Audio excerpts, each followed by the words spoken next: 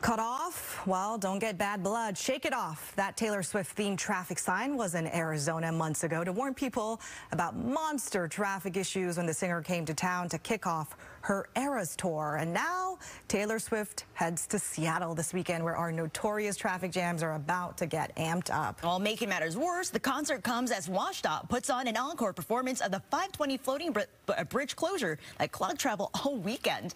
Fox 13's Nikki Torres breaks down the best ways to get around town and avoid the mess on the roads. Not only is Taylor Swift coming to town, Seattle is also hosting the Blue Jays. That is on top of several other local summer events that are happening throughout this weekend. So surely, wherever you go throughout the area, you are going to run into some congestion. So the best thing that you can do for yourself is map out a route as to where you're going to be and where you're going before you even leave your home.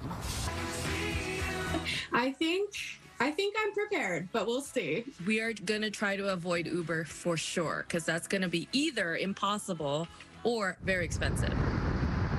The work week is just getting started, though Taylor Swift fans are already drafting their plan of attack for this weekend. I have her tour on my TikTok feed, so I have seen a little glimpse of how busy it is. This is a little bit more nerve-wracking just because I feel like there are other events going on in Seattle besides the Taylor Swift concert. Seattle is no stranger to major events, high traffic events. The city just wrapped MLB All-Star Week. This weekend, however, there are a few traffic factors that could add to the chaos. A monster of a closure starts Friday night when the 520 floating bridge is closed for work again.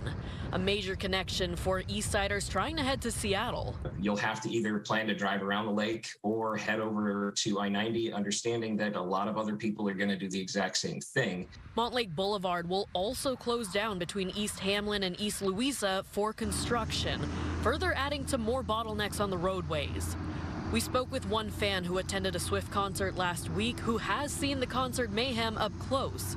They say they can't recommend public transportation enough for this event. So I felt, at least for Denver, public transportation was the better option to try and get away from the stadium, that way you're not paying for the expensive parking, necessarily dealing with some of the traffic that comes from that. Fortunately, in Seattle, Sound Transit will be adding to the schedule to make sure everyone can get around. Light rail will be running later than usual to accommodate extra passengers, the fans who are leaving the concert. We'll have a special event train on Saturday for the Taylor Swift concert. That special event train will come from Lakewood and Everett and leaves 35 minutes after the concert ends. Trains will be running until about 1:40 in the morning, and if you're considering driving to the venue, know ahead of time where you're going to park. Lumen Field's garage is already sold out. You can purchase resale parking spots, but looking at sites like SeatGeek and Vivid Seats, you're looking to shell out more than $100 for just one space. Yeah, we already spent a lot of money on the tickets, so we don't want to spend a lot of money on parking. Ride sharing is also an option. You just have to be aware of surge pricing. You might have experienced this during the holidays, probably New Year, and that is when prices tend to go up during really popular hours of certain days. So, for example, this afternoon, I was checking the prices between Space Needle and headed out to Lumen Field. The prices fluctuated over a couple hours between $40 and $50. If there's surge pricing going on throughout this weekend, your amount could be much more. In Seattle, I'm Nikki Torres, Fox 13 News.